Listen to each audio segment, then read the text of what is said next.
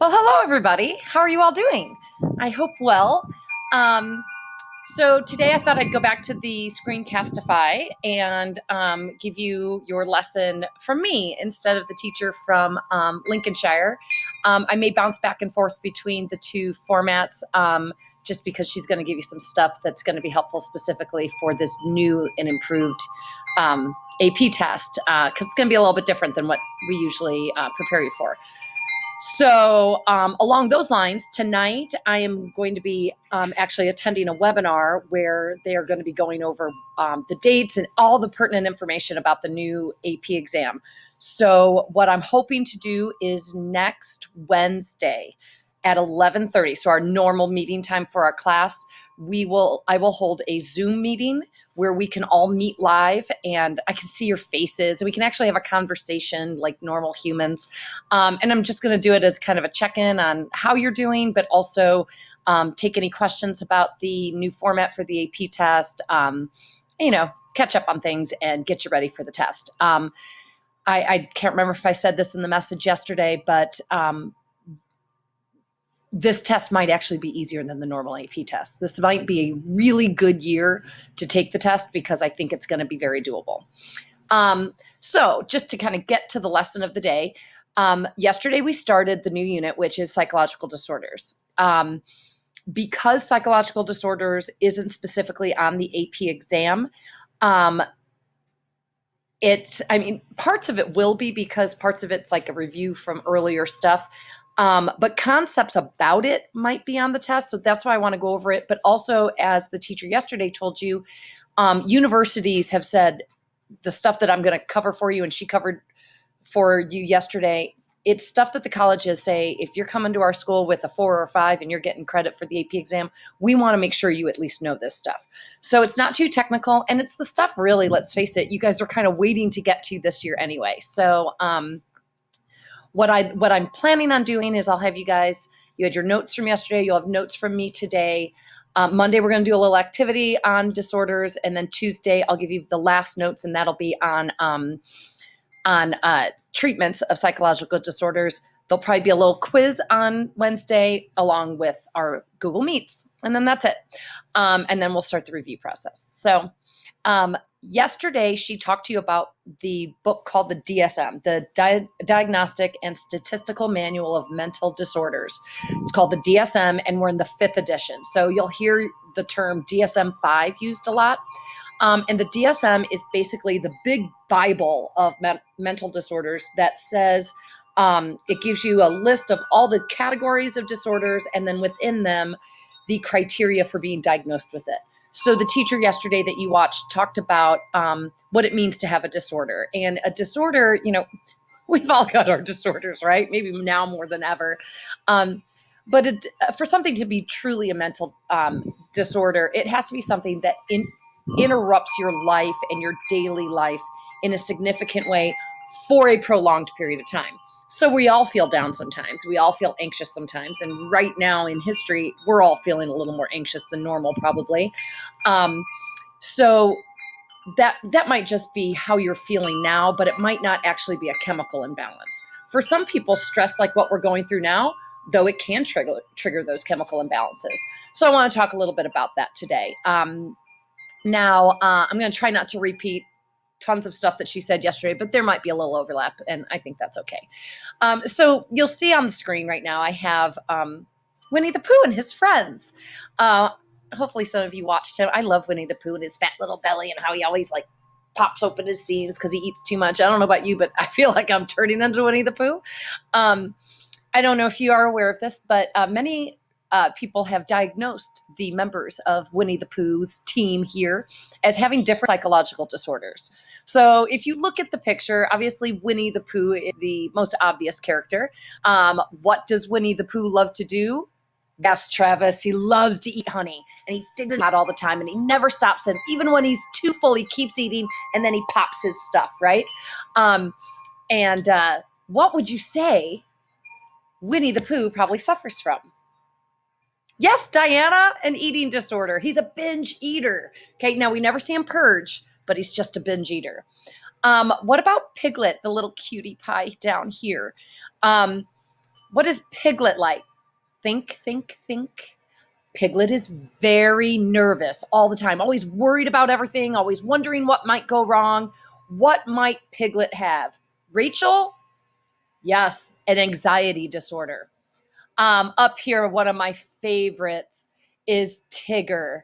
Diana, do you remember when you dressed as Tigger for Halloween when she was 18 months old? It was really tight around her big old face. Tigger bounces and flounces and jumps all the time. He's always bouncing. He never sits still. What might Tigger have? Josh? Yes, ADHD. And then the last one I want to talk about is my absolute favorite, Eeyore. Eeyore walks and talks real slow. You can say it's a nice day, and he'll say, yeah, but I lost my tail. What might Tigger have? Kaylin? Yes, depression. So it is said that these people from Pooh's Corner, Winnie the Pooh is a binge eater, and we could even see what drugs they would be issued at this point. Piglet anxiety, Eeyore depression, Tigger ADHD, and then of course Christopher Robin, who believes all of these people in the, is it 7-acre wood or 12-acre wood? Some acre wood. That he has hallucinations because they're not real. So you might even say he's got schizophrenia. So let's talk about what that means. Yesterday, she talked to you about the DSM. I've already mentioned that, this Diagnostic and Statistical Manual. And it's the 5th edition because it constantly has to be revised. We learn, science is always expanding. We learn more about genetics and the biology of the body. And actually new disorders are defined and their parameters are altered all the time. Obviously, at least 5 times. And typically we have like a DSM and then a DSM-R. So a DSM-5 and then a DSM-5 revised. So really, when I say DSM-5, that's really 9 times it's been revised. So our first category of disorders, I'm not going to go over all the categories, just the ones that are most commonly discussed and seen in society. The first is anxiety disorders. I will tell you that when I started teaching and when I was young, anxiety was not something that was discussed quite as publicly as it is today. And I don't think, I know it was not diagnosed as often. There's a lot of research out there to try to figure out why your generation and the generation right before you seems to have so much more anxiety disorders than the previous generations. And there's a lot, I know you're going to be shocked that us old people point to this. There's a lot that's pointing to your early exposure to social media and just technology in general. There has been research to show that the earlier kids are on those devices and involved in that stuff, the higher level their anxiety actually is. It can kind of alter some of the chemistry going on in the brain. So that's kind of interesting. So symptoms of anxiety is nervousness, high levels of stress, maybe a feeling of panic. People who feel anxious, their sympathetic nervous system is constantly at that heightened level. Remember the fight or flight. So we all feel anxious sometimes. You're nervous before a big test, a big concert, pandemic, you name it.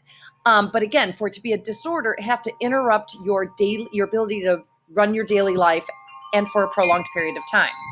So the common anxiety disorders, first is panic attacks.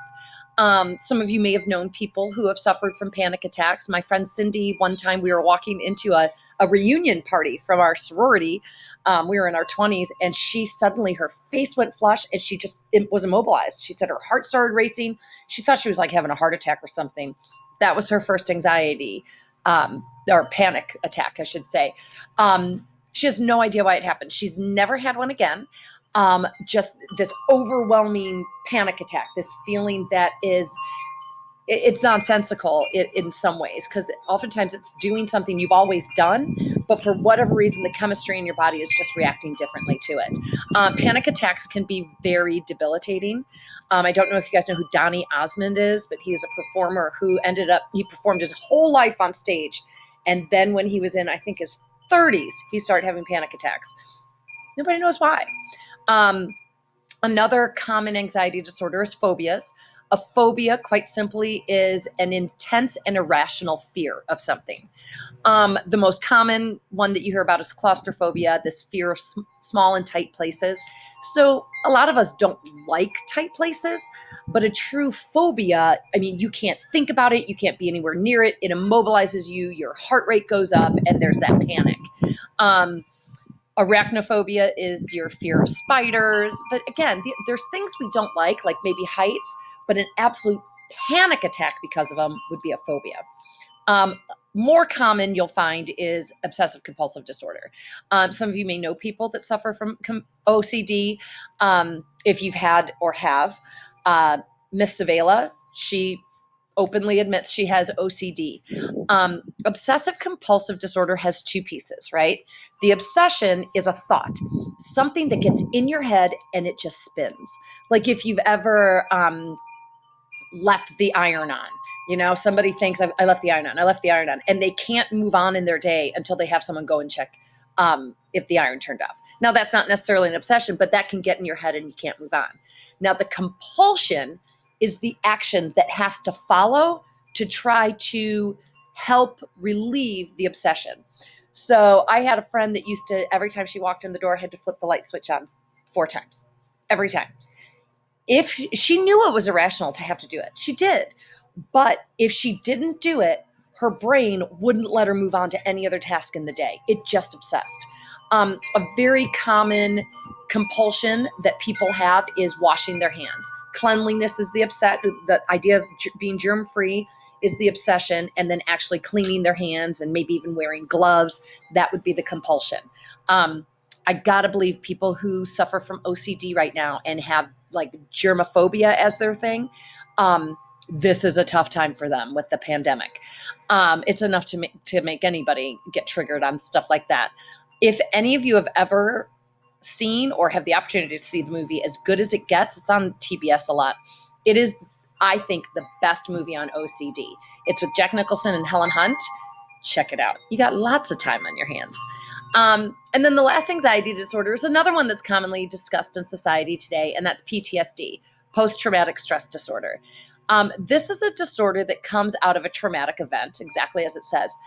But it was originally called shell shock. After the soldiers came home from World War I and they had been living in the trenches and all the bombings, they had these kind of nervous tics and their nervous system was just fried. They would suffer from depression. They would suffer from anxiety, all sorts of things. They couldn't kind of reinsert themselves into their daily lives. Then after Vietnam, they came home and we called it Vietnam syndrome. Eventually, we realized it's a series of anxiety disorders, and it got into the DSM as post-traumatic stress disorder. We associate it with major events like wars, car crashes, rapes, things like that. But PTSD can result from a lot of different things. Anything that shocks your particular system could cause PTSD. Having everything shut down on you in a pandemic, for some people, this could trigger PTSD.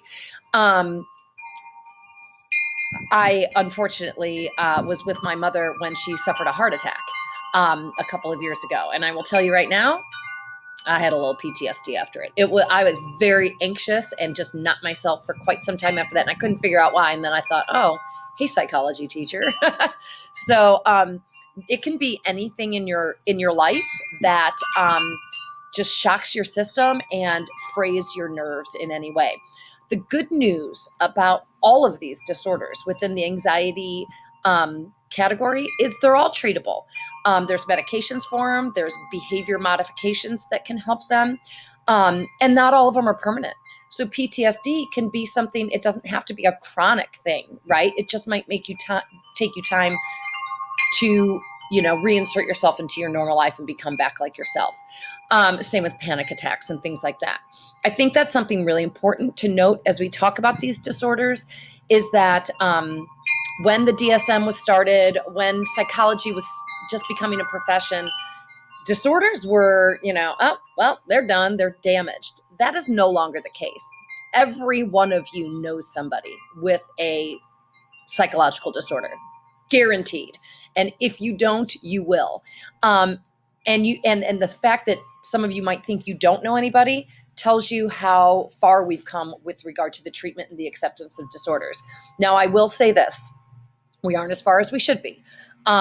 When you hear somebody has a mom that's diagnosed with cancer, for example, you talk to them all the time, you check on them, you see how they are. Sometimes you start like a meal train to help the family. When you find out somebody is diagnosed with OCD, it's, hey, did you know they have OCD? We don't really go up and talk to them about it because we're not sure how to. You certainly don't do meal trains. It's something that's still talked about in a hushed way. I think your generation is much more open about talking about mental illness, and people that and if you have mental illness, you're more willing to share it. But there is still a stigma. And really, when you look at the biology of it, they're both biological conditions, but we just treat them differently because one's with the head, as we like to say. Our last three disorder categories. The first is schizophrenia.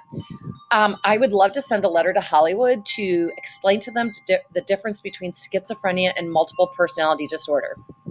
Schizophrenia is not multiple personalities at all. So lots of movies get that wrong. So schizophrenia, the symptoms of schizophrenia are disorganized thought.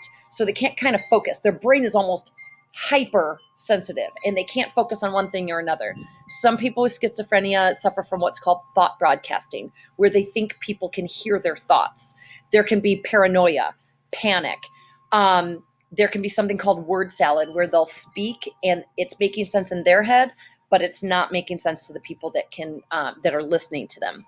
People who are schizophrenic have a difficult time maintaining relationships, holding down jobs, because there's such a cycle to their schizophrenic episodes that disorganized thought makes it hard for them to live a linear life.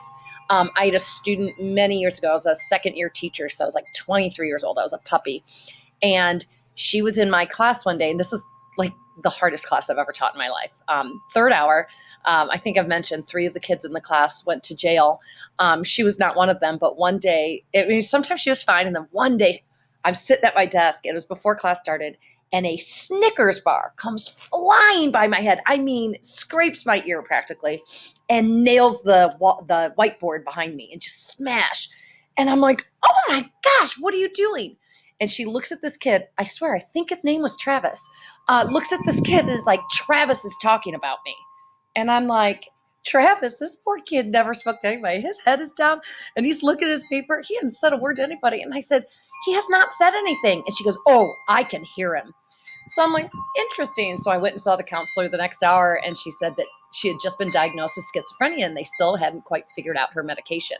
So she had kind of this paranoia in her head that everyone was after her. Everyone was talking about her. She said this guy was calling her all these horrible names, and I swear this kid said nothing. So it can be a very debilitating disorder. We do find that it has a strong genetic link. I think your freshman year, you guys see A Beautiful Mind, which is, I think, the best psychological movie out there. In A Beautiful Mind, John Nash has schizophrenia, and in the movie, they make his schizophrenic delusions seem very scripted. Ron Howard was actually criticized for that because schizophrenia is much more disorganized than that. But what I love about the movie is it pulls you into his delusions so that you are occupying them with him. I believed him the whole time. I thought he was a spy. I thought I was the worst history teacher in the world because I didn't realize John Nash was a spy.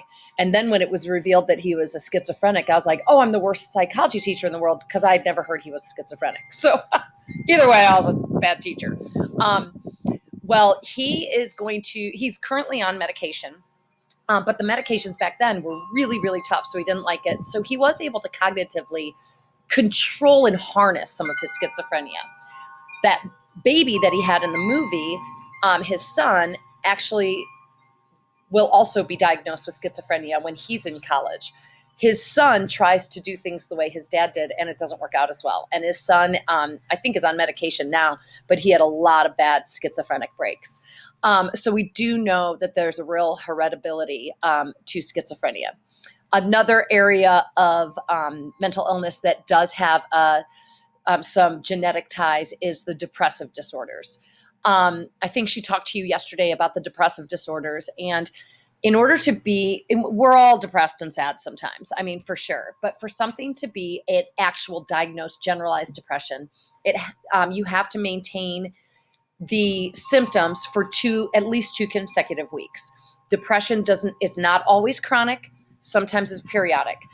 For women, it can oftentimes come and go with different hormonal cycles after childbirth, postpartum depression, when women go through menopause and all those chemicals are changing, puberty for men and women. That's when we can become very vulnerable to it. The symptoms of depression, I think you guys know, interruption in sleep, eating, a feeling of hopelessness, just kind of a general sadness and darkness. This feeling that no matter how hard you try to dig out of the hole, it just keeps getting deeper. Pardon me. Depression is, although very treatable with medication.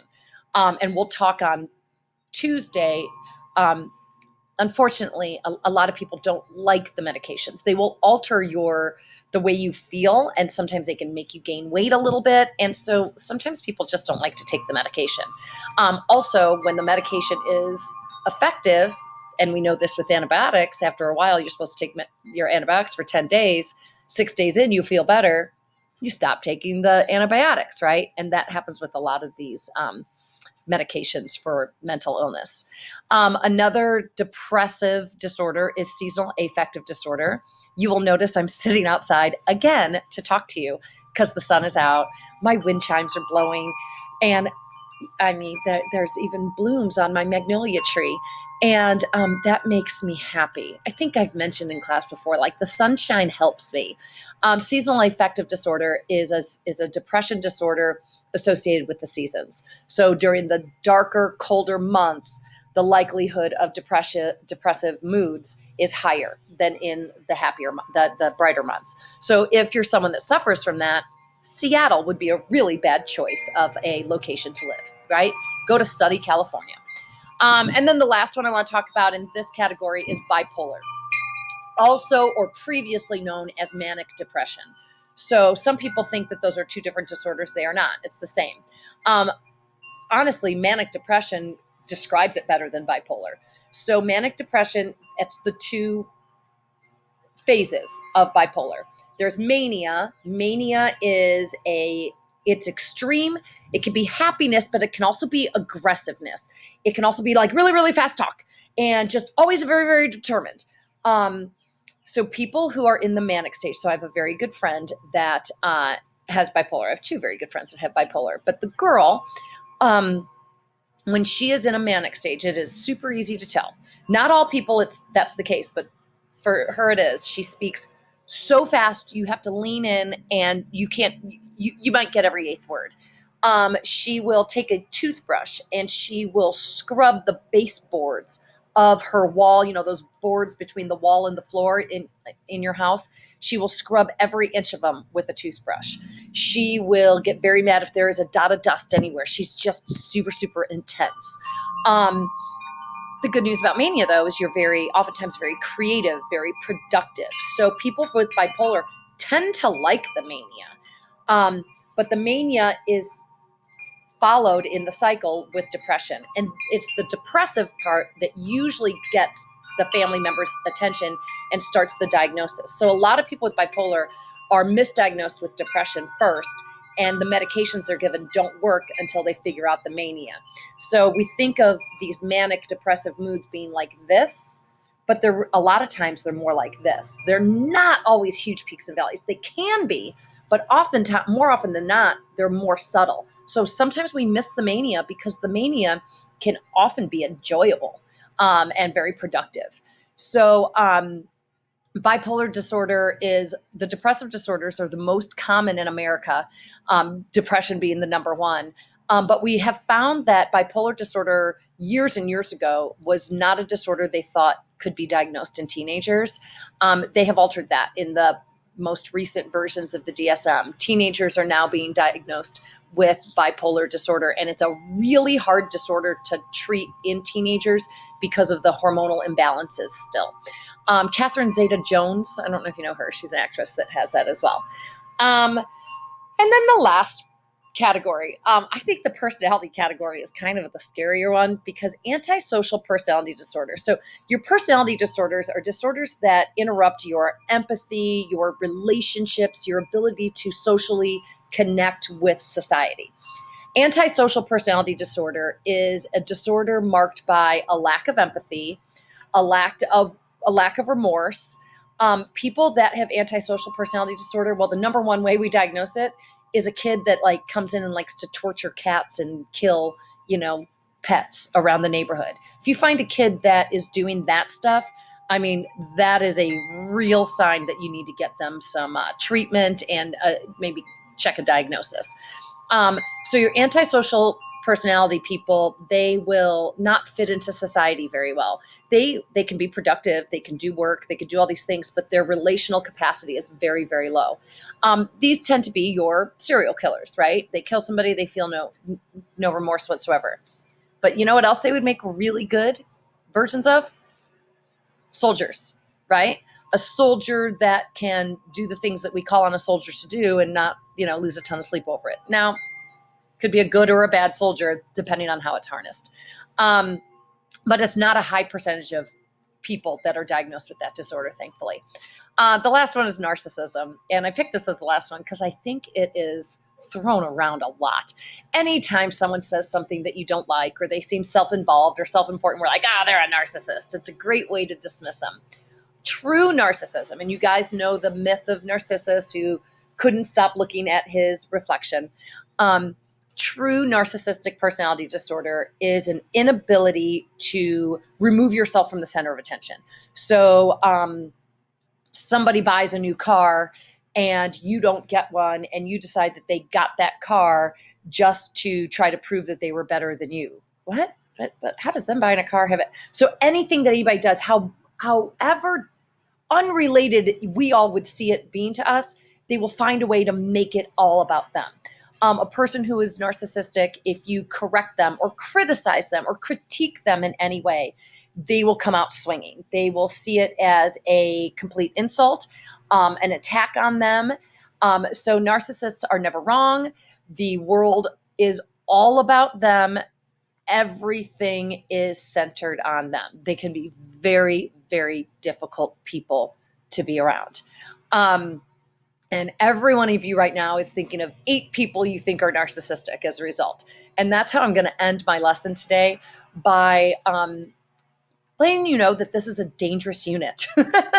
Every year when I teach this unit, I have to remind kids not to start diagnosing every single person you know. So don't walk out of here going, oh, no, you're a schizophrenic, or your mom says something to you and you're like, whatever, you got antisocial personality disorder. Don't become a hypochondriac.